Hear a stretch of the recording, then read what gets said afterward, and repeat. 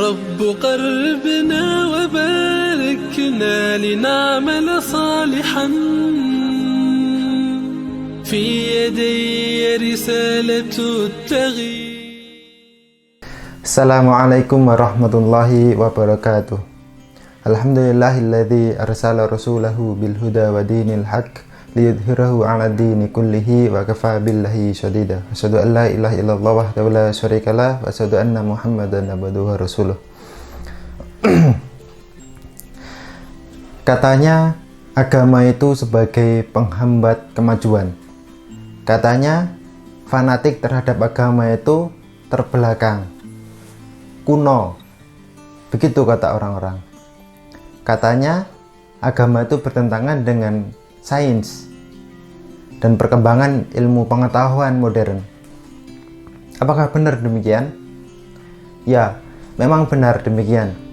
Memang agama itu menjadi faktor penghambat kemajuan manusia dalam berkembang membangun peradaban. Bahwa manusia itu bahwa agama bertentangan dengan sains modern. Ya, benar. Kalau kita mengacu pada sejarah, pada abad pertengahan tepatnya, di mana kala itu agama dijadikan sebagai alat untuk memukul rakyatnya sendiri oleh para penguasa tentunya, dengan dalih mereka adalah kepanjangan tangan dari Tuhan. Lalu segala hal yang bertentangan dengan asal pemikiran mereka balut dengan kedok agama, lalu mereka memukul segala hal yang bertentangan dengan apa yang menurut mereka salah. Tentu dalam abad pertengahan tersebut akan menjadi justifikasi penguat oleh kaum liberal untuk mendiskreditkan agama. Namun kalau kita berbicara terkait dengan sejarah Islam, semua itu tidak benar. Bahwa segala hal yang tadi dituduhkan oleh orang-orang kaum liberal, bahwa katanya fanatik terhadap agama itu adalah kuno, kembali kepada masa lalu, dan fanatik kepada agama itu adalah menghambat kemajuan ilmu pengetahuan dan teknologi, semua itu tidak benar. Pada faktanya, kalau kita berbicara pada sejarah abad keemasan Islam, ya, bahwa ketika Islam menjadi pondasi dasar dari seluruh kehidupan berbangsa dan bernegara, maka segala hal terkait dengan ilmu pengetahuan, terkait dengan moral, peradaban manusia menjadi pesat luar biasa. Bahkan banyak sekali nilai-nilai yang harusnya kita bisa ambil dari peradaban gemilang pada masa Islam kala itu. Contoh saja misalnya alat yang berada di depan saya ini, yang digunakan untuk merekam sekarang percakapan saya. Ini kamera yang saya maksud ini adalah bahwa alat optik yang super canggih saat ini bisa mengambil gambar, bisa merekam sebuah kejadian yang disebut sebagai kamera, dan setiap hari mengalami perkembangan yang sangat cepat, yang sangat pesat. Tahukah teman-teman bahwa kamera ini adalah sebuah produk dari kaum muslimin dahulunya? Sebut saja misalnya Ibnu Al-Haytham, bahwa beliau adalah salah satu daripada sekian banyak ilmuwan muslim yang peninggalannya sampai sekarang adalah dipakai, yaitu adalah beliau menemukan konsep dasar terkait dengan optik, di mana konsep yang beliau temukan itu yang akhirnya dibawa dan digunakan oleh manusia modern saat ini, dan melatar belakangi kenapa sekarang ada kamera di depan saya yang bisa merekam segala hal kejadian yang berada di depannya. Ibnu Al-Haytham punya sumbangsih yang sangat luar biasa, di mana berkat jasa beliau di setiap smartphone ya yang saat ini kita gunakan, kamera-kamera yang ada di sana digunakan. Jadi kita harusnya berterima kasih pada Ibnu Al-Haytham begitu. Itu misalnya contoh dalam bidang optik. Kalau kita berbicara misalnya yang lebih fundamental lagi, ilmu modern saat ini dari segi berbagai hal ya, dari cabang-cabang ilmu yang ada, arsitek ya, dalam ilmu teknologi permesinan ya, di dalam ilmu elektro misalnya dan lain sebagainya, semua segala hal ini pasti akan berbicara terkait dengan angka. Nah, tahukah teman-teman bahwa ilmuwan muslim lah yang sebenarnya membawa konsep angka yang saat ini kita gunakan ya sebagai dalam konsep kita berkehidupan ya, segala hal ini kita tuliskan dalam bentuk angka yang konsepnya seperti saat ini, angka 1, 2 sampai 9 itu dibawa atau dipopulerkan oleh ilmuwan muslim, yaitu adalah Al-Khwarizmi. Beliau mempopulerkan ilmu penemuan angka yang diambil daripada India skala itu. Zaman dahulu angka memakai bilangan Romawi ya, 1, 2 yang pakai bilangan Romawi yang dahulu kita pernah diajarkan di masa-masa SD. Nah, coba bayangkan teman-teman kalau kita menghitung sebuah bilangan ya yang tidak terlalu rumit lah gitu. Misalkan 499 dikalikan 499. Bagaimana coba menghitungnya ya dengan menggunakan angka Romawi? Ya bisa, tapi hanya menuliskan hasil dan juga penjumlahan itu atau perkalian itu butuh tempat yang begitu banyak.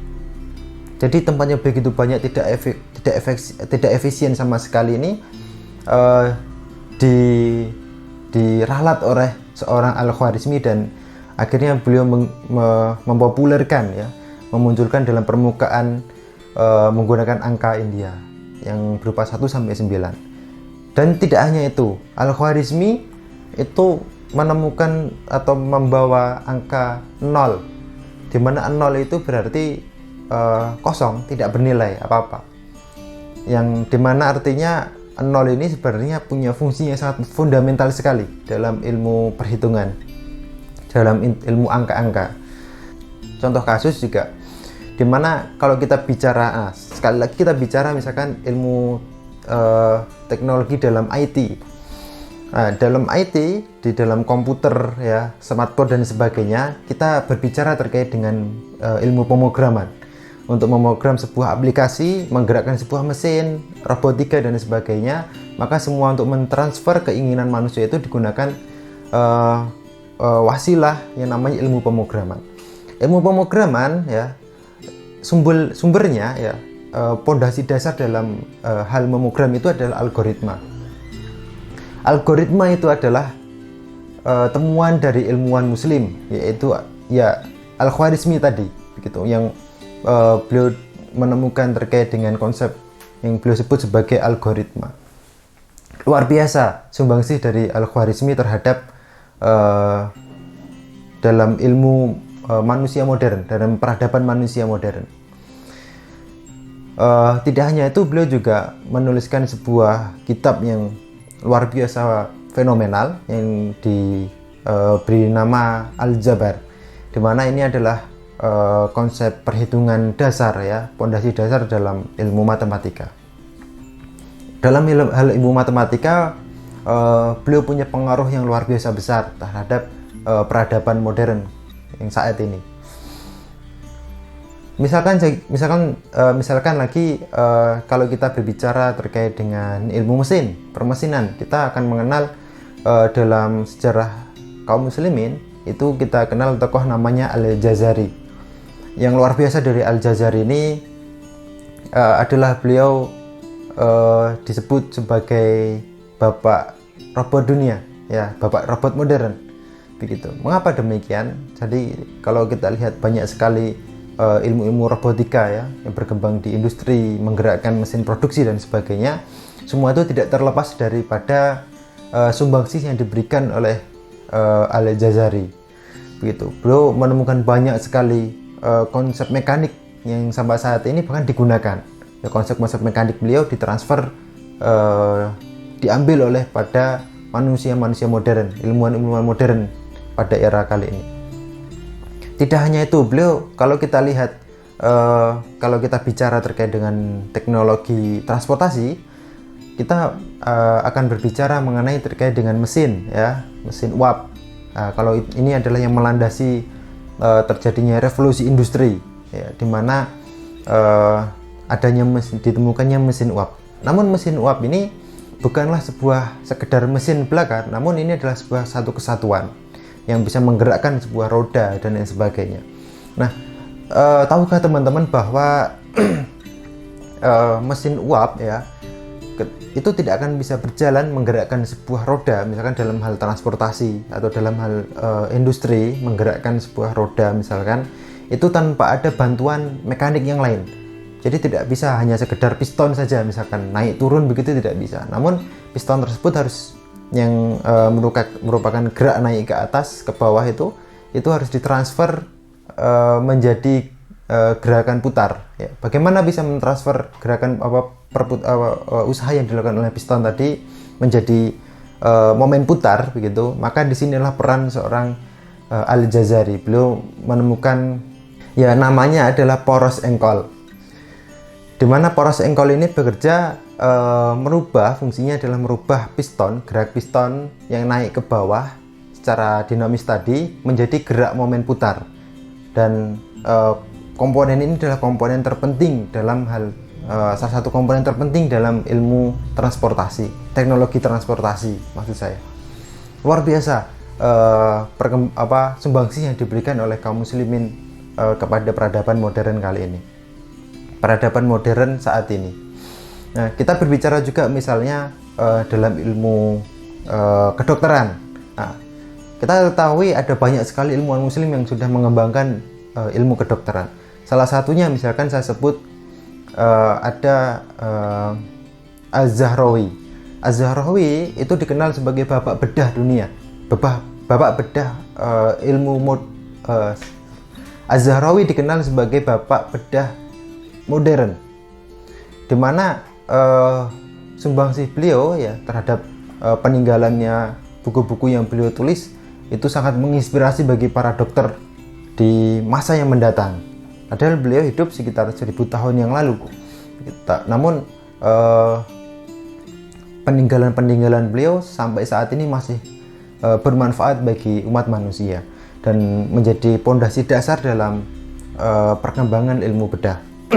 Misalnya saja peninggalan-peninggalan beliau yang luar biasa adalah peralatan-peralatan yang beliau gunakan, misalkan seperti gunting ya, dan misalkan yang paling penting adalah atau yang paling fenomenal adalah terkait penemuan terkait dengan katkut, yaitu semacam benang ya, dimana benang khusus untuk bedah, karena tubuh manusia mempunyai sistem kekebalan tubuh imun sendiri yang unik, dimana ketika kalau misalkan manusia ada luka, maka sistem kekebalan tubuh akan merespon dan akan menyerang bakteri-bakteri yang masuk lewat luka tersebut.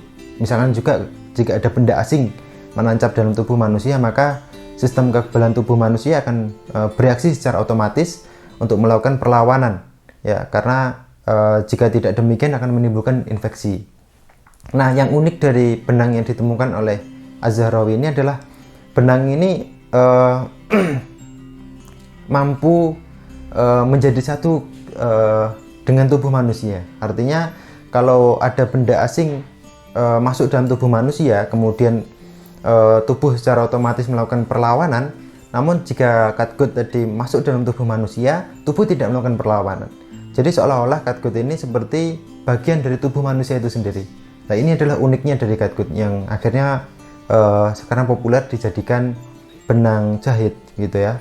Dan insya Allah seorang muslim laki-laki hampir semuanya pernah merasakan ya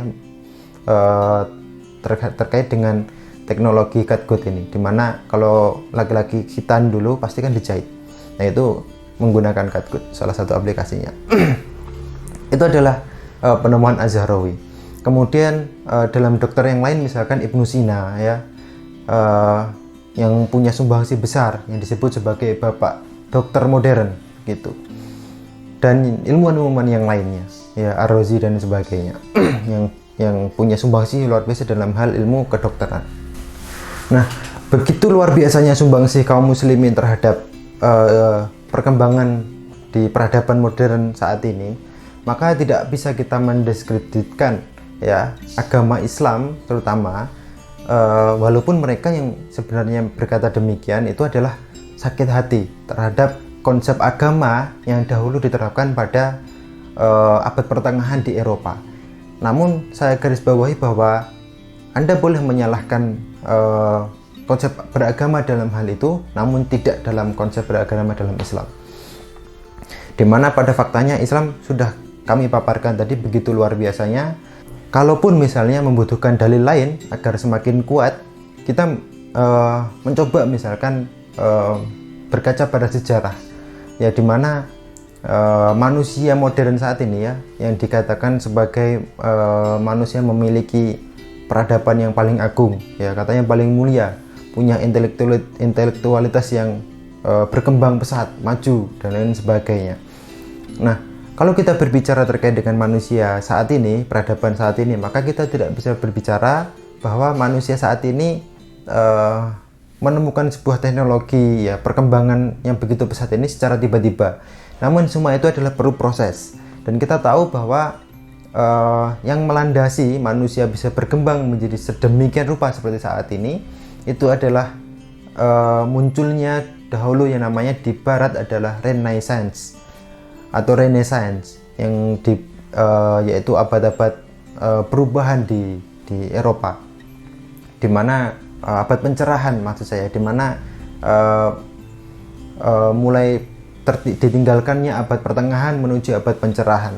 Nah, kalau kita berbicara terkait abad pencerahan yang menjadi pondasi dasar ya bagi perubahan fundamental manusia modern saat ini, maka kita juga harus berbicara dari mana asal muasal dari abad pencerahan.